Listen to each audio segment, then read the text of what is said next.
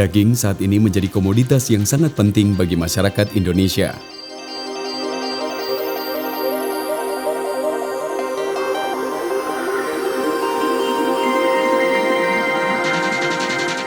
Berbagai makanan olahan yang dikonsumsi masyarakat Indonesia rata-rata menggunakan daging sebagai bahan bakunya.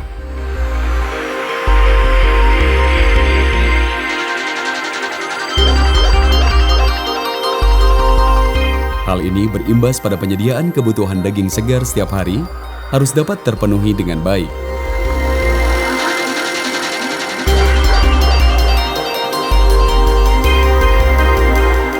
Setiap tahun kebutuhan daging nasional rata-rata sebesar 600.000 ton daging segar, atau setara dengan 4 juta ekor sapi yang dipenuhi dari dalam negeri maupun impor.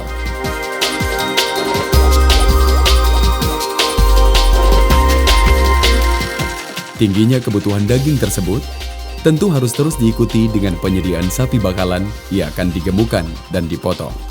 Jadi kondisi Indonesia saat ini, kita itu memang dari kawasan sentra produksi itu dirasakan masih kurang.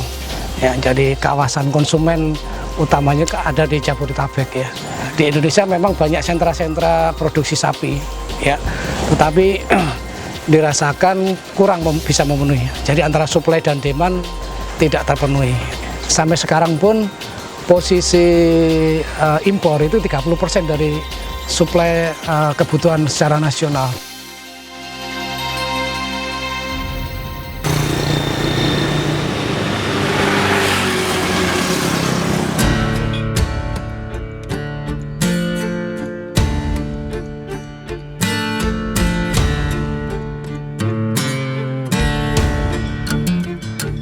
Penggemukan sapi bakalan di kalangan peternak sering terkendala oleh ketersediaan pakan hijauan yang tidak dapat tersedia sepanjang waktu.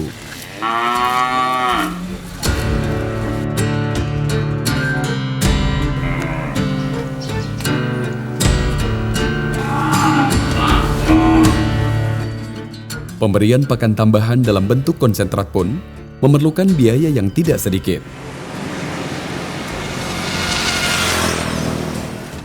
Sehingga perlu upaya penciptaan ransum pakan yang lebih murah, namun tetap mampu memenuhi kebutuhan nutrisi ternak.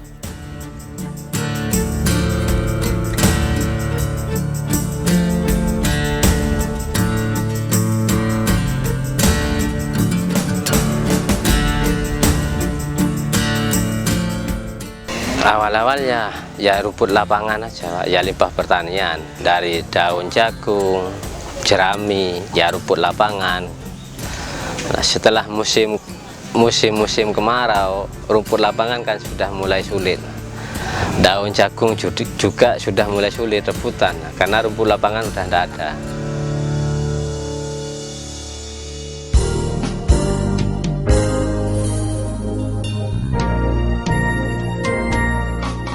Badan Litbang Pertanian melalui Loka Penelitian Sapi Potong telah mengembangkan teknologi pembuatan ransum pakan sapi bakalan dengan memanfaatkan berbagai limbah pertanian yang banyak tersedia di masyarakat seperti tepung gaplek, kulit kopi, tumpi jagung, tetes gula, dan lain-lain.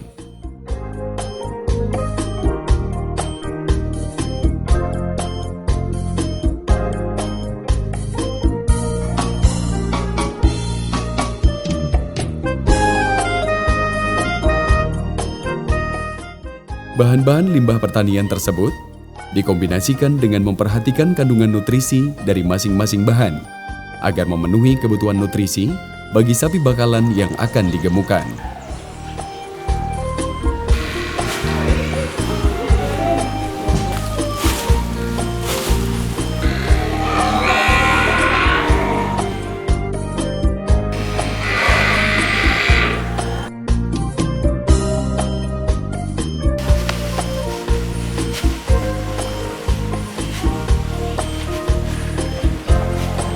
Kita bergerak di inovasi teknologi, maka kita menciptakan usaha-usaha yang bersifat efisiensi. Nah, di sana efisiensi terutama di pakan ya. Karena faktor pakan ini sekitar 70% dari untuk kos produksi dalam usaha pembibitan ataupun penggemukan sapi itu.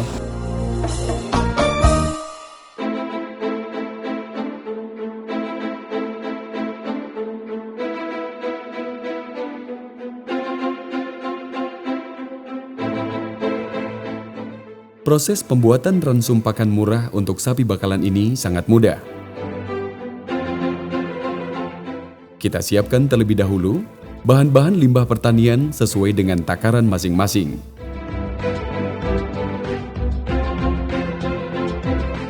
Setelah semua bahan tersedia, kita lakukan proses pencampuran bahan.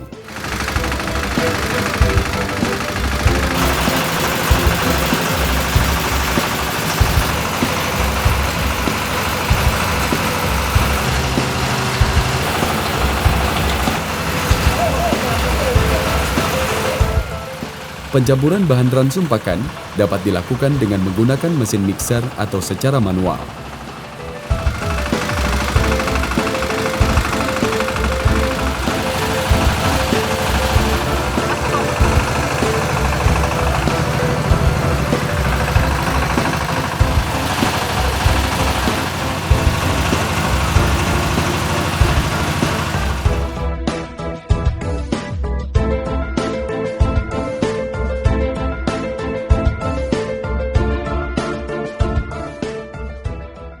Jika dilakukan secara manual, maka pencampuran bahan ransum dimulai dengan bahan yang paling banyak jumlahnya hingga yang terkecil.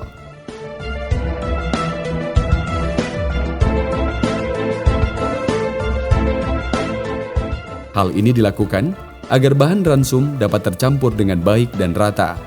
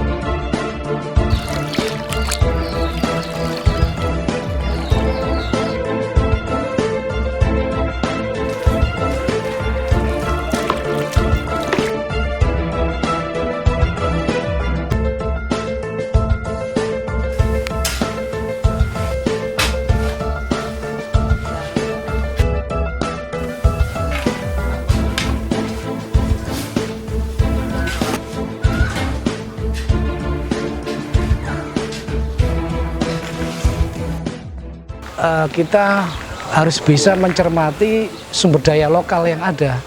Jadi apa yang ada di sekitar kawasan itu, misalkan di suatu peternak kawasan desa ada tanaman jagung, taman padi. Selama ini kan padi itu jarang dimanfaatkan ya. Jeraminya dibakar. Padahal ini salah satu sumber bahan organik untuk si sapi. Nah, inilah teknologi-teknologi yang kita kemas sedemikian rupa supaya bisa applicable di masyarakat dan harganya murah ya. Kita tahu harga jerami berapa sih, dibuang-buang aja. Paling kalau kita beli hanya ongkos angkutnya aja sih.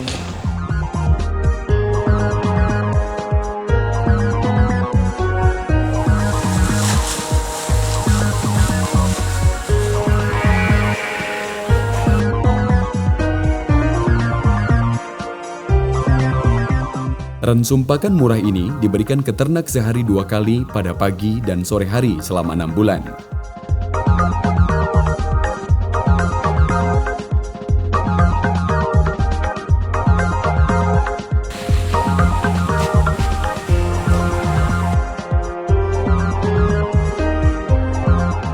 Pemberian ransum pakan ini diselingi dengan pemberian pakan hijauan atau jerami padi.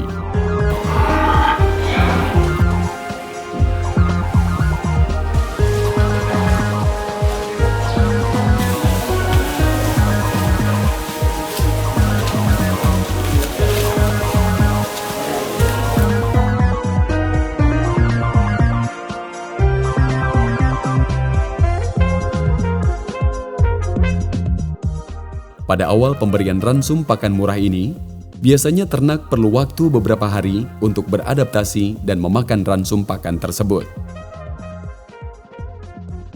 Awal-awal pakai konsentrat itu tidak mau memang.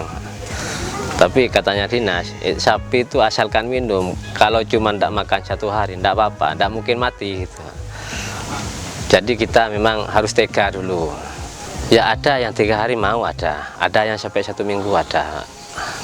Jadi dari sana memang bak makan tuh steril, Pak. Tidak ada makanan lain selain konsentrat. Karena saya rasa kalau dia udah lapar, mau tidak mau adanya memang itu. Ya kalau memang merasa lapar ya dimakan itu adanya gitu. Jadi kalau masih tetap ada rumput lapangan, ya ada konsentrat, saya rasa yang dimakan tetap lapangan kalau awal-awal. Jadi makanan itu kita sterilkan, kita bersihkan, ya dikasih konsentrat itu. Pemberian ransum pakan murah ini secara rutin sangat berpengaruh dalam meningkatkan bobot ternak per hari.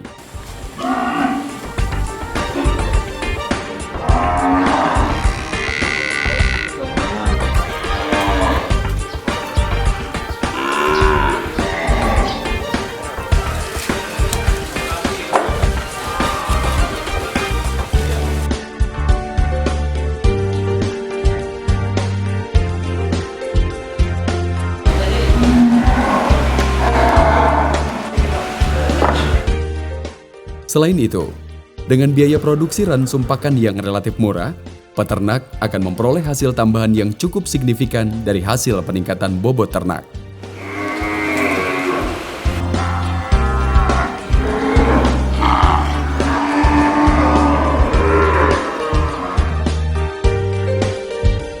Keuntungannya memang jauh daripada sekedar pakai rumput lapangan. Dari postur tubuh, gemuknya itu lebih cepat memang yang pakai konsentrat. Sapi ya tambah sehat. Kalau yang pakai rumput lapangan itu mungkin butuh waktu 4 bulan lah. Yang mau katakanlah postur tubuhnya yang mau sama. Kalau kita yang pakai konsentrat itu maksimal 3 bulan. Itu sudah bagus. Ya murah. Kalau dikalkulasi per kilonya itu katakanlah barang jadi. Itu cuma 1.600. Kenaikan bobot badan itu per kilo bisa 1 kilo per hari.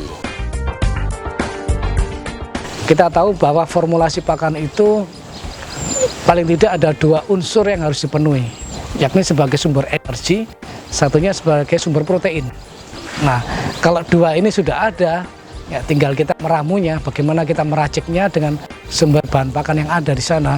Contohnya begini, kalau ada sumber protein, ya misalkan di suatu kawasan ada tanaman kopi, perkebunan kopi ya. Sementara ini kita belum tahu bahwasanya kopi itu bisa dipakai untuk pakan ternak. Ya.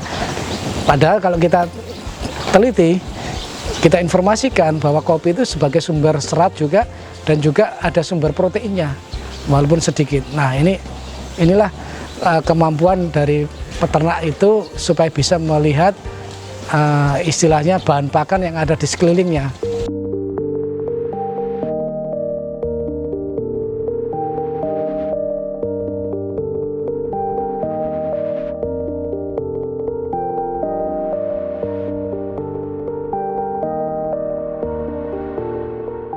Ada hal penting yang perlu diperhatikan bagi peternak sebelum mulai proses menggemukkan sapi. Kita perlu memeriksa terlebih dahulu kesehatan hewan ternak yang akan digemukkan. Apakah hewan tersebut sedang terserang penyakit atau tidak?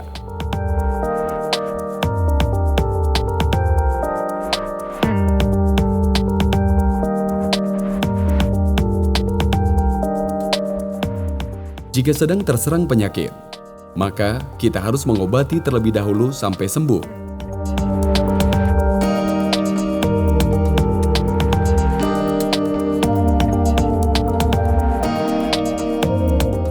Setelah itu, baru dapat kita mulai proses penggemukan. Hal ini penting agar target waktu dan bobot ternak yang kita inginkan dapat tercapai dengan tepat.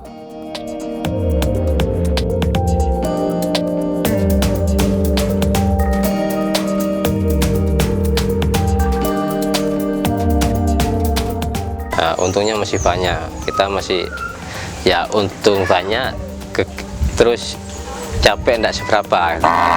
Ya sebenarnya capek tapi enggak seberapa, daripada kita tiap hari cari rumput lapangan mau kemana kalau pas musim-musim kemarau.